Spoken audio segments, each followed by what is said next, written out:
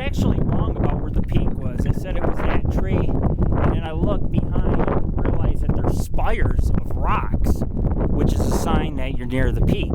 Here's the tree, the lone tree, and here's some rocks. Now notice, pay very close attention, there is a cave. Or maybe just a den, you know, but there's a hole in the rocks for smaller animal.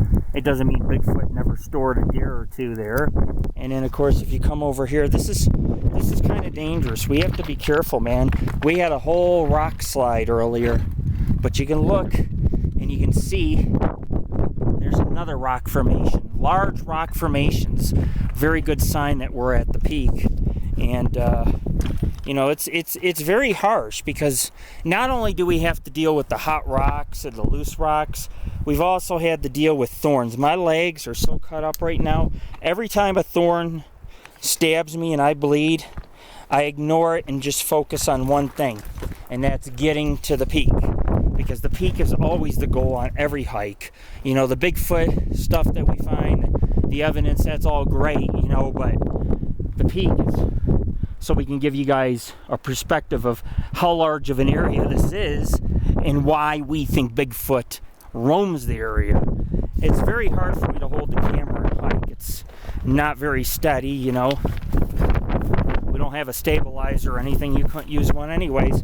Not when you're hiking like a mountain, go up the mountain straight up.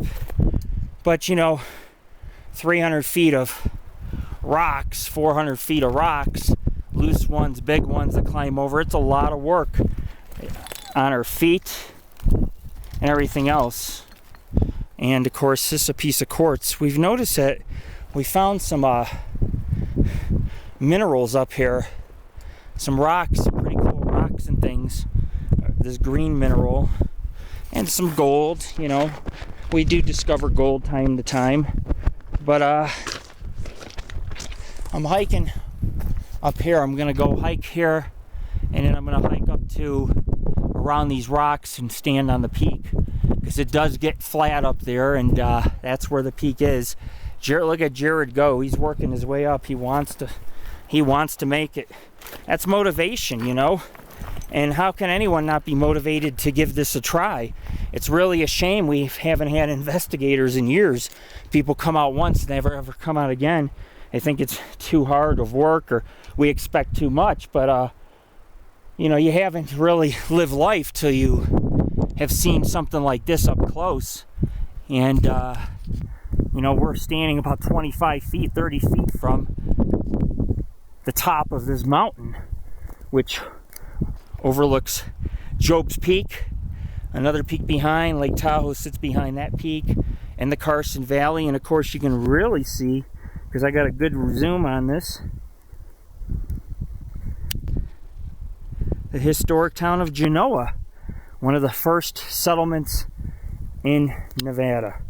So I will follow Jared. I've been letting him make the path for us, lead the way, and it seems to work. He seems to carve out some really good paths, and he's helped me because I got cramps.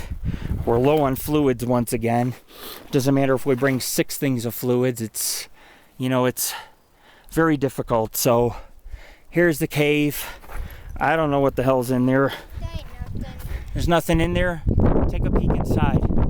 No bones, no. You know, there's no animals. I'd see them.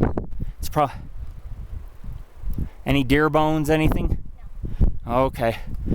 Maybe Bigfoot doesn't go at this elevation, but we know about 400 or 500 feet down we found tracks. So, you know, this is an area.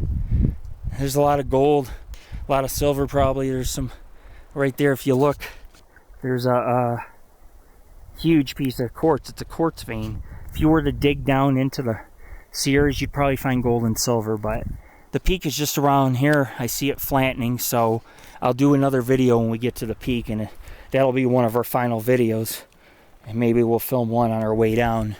But anyways, this is Lord Rick, your founder, your author, producer, talk show host of the Paranormal Ghost Society. We are almost to the peak. I will keep you up to date. Nothing in the cave, but a lot of rock formations, a lot of beautiful rock formations. We are at the Crown.